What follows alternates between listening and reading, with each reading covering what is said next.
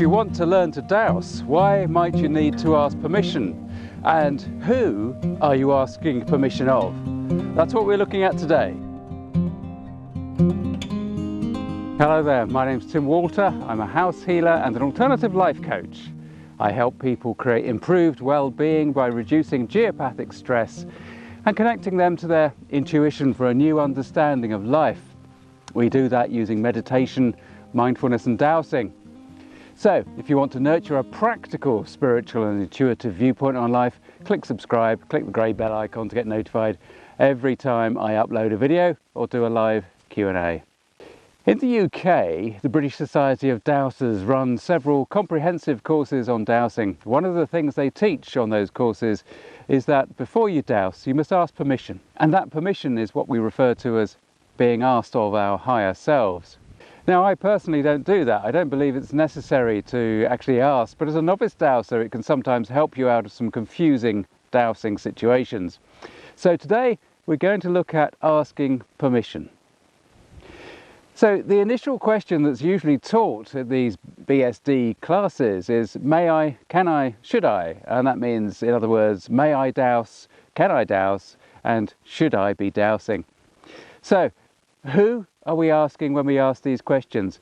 Well, remember that dowsing is always a two-part process, and you must ask a question in order to receive a response. Many dowsers like to think that they are asking their higher selves. The higher self is considered to be that aspect of self that remains in heaven with the management. I think the easiest way to define it really is to use the term the soul self, that aspect of us that is constantly in contact with the spirit realms. So you may like to consider that when you're asking dowsing questions, you are asking an aspect of self that has access to more information than your conscious self does. So if you want to, instead of considering the soul self, if you don't believe in a spiritual aspect of creation, then you can consider that you are asking your subconscious. For me, I think that I'm asking my soul self, and the answer comes via my subconscious.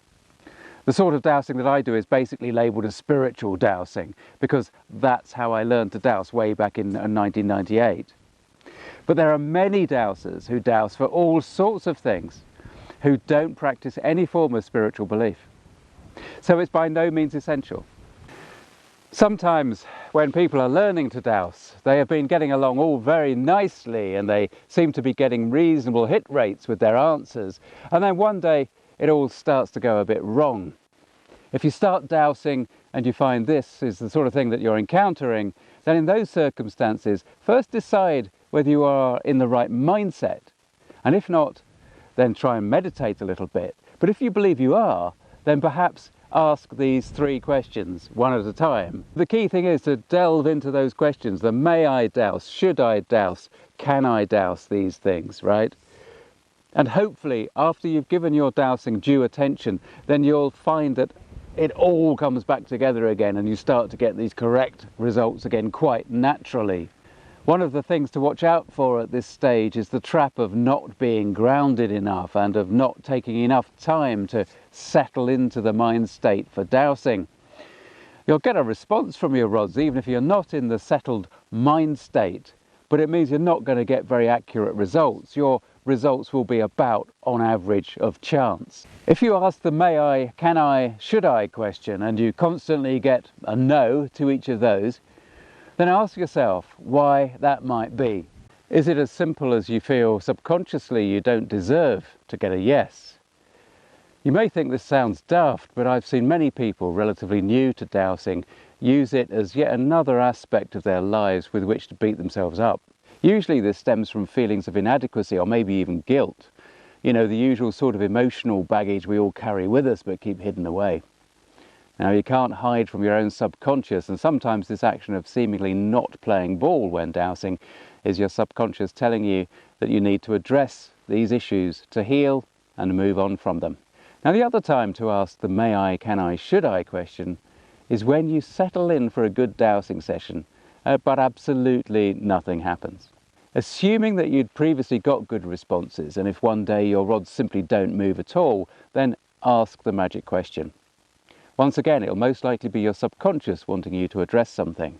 Now, the last thing I want to mention about asking permissions is if you're in a situation where you're asking specific questions about an individual to perhaps help them with their health, but maybe those questions are going to become personal. For example, you may have got confident enough to start asking dowsing questions to help somebody with their health, as I say, and so in these cases it's respectful both of the subject person and of your dowsing process to ask permission. An attitude of respect is always worth mastering when dowsing, as we're dealing with energies that are considerably more informed than we are.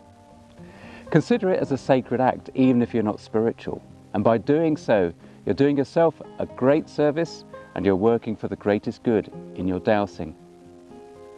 Now, in the next video, we're going to look at another aspect of respect for the process of dowsing, and we're going to look at what can happen if you use dowsing for gambling. See you next time. Bye-bye now.